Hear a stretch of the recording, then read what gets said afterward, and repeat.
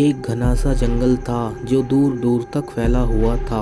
वहाँ के लोग कहते थे कि रात में उस जंगल के अंदर जाने वाला कभी वापस नहीं लौटता था।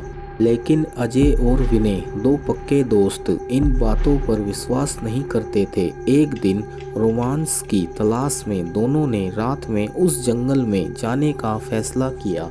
जंगल में घुसते ही चारों ओर अजीब सा सन्नाटा था। हवा में अजीब सी ठंडक थी और पेड़ ऐसे लग रहे थे जैसे वो उन्हें घूर रहे हो। जैसे जैसे वे गहरे जाते गए उन्हें कुछ अनजान आवाज सुनाई देने लगी। कभी पत्तियों की सरसराहट, कभी दूर से किसी के चलने की आवाज। अजय ने विनय को देखा और हंसते हुए कहा, डर मत, ये बस हवा है। थोड़ी देर बाद उन्हें एक पुराना खंडर दिखाई दिया जो बहुत सालों से वीरान पड़ा था। दोनों ने उत्सुकता से वहां जाने का निर्णय लिया। जैसे ही वे अंदर पहुंचे, दरवाजा अपने आप बंद हो गया।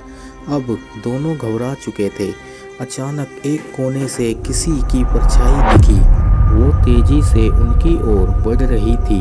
दोनों के दिल की धड़कनें तेज हो गई। विनय ने दरवाजा खोलने की कोशिश की, लेकिन वो जाम हो चुका था। अब वो परछाई बिल्कुल उनके सामने थी। उस परछाई ने धीरे धीरे अपना चेहरा उजागर किया और जो उन्होंने देखा वो उनकी जिंदगी का सबसे भयानक पल था। वो कोई इंसान नहीं बल्कि एक भूतनी थी जिसके चेहरे पर गहरे घाव और लाल आंखें थी। उसकी आवाज में गूंजती चीखें थी जो सीधा उनके दिलों में उतर रही थी। अब दोनों को एहसास हुआ कि उन्हें उस जंगल में क्यों नहीं आना चाहिए था।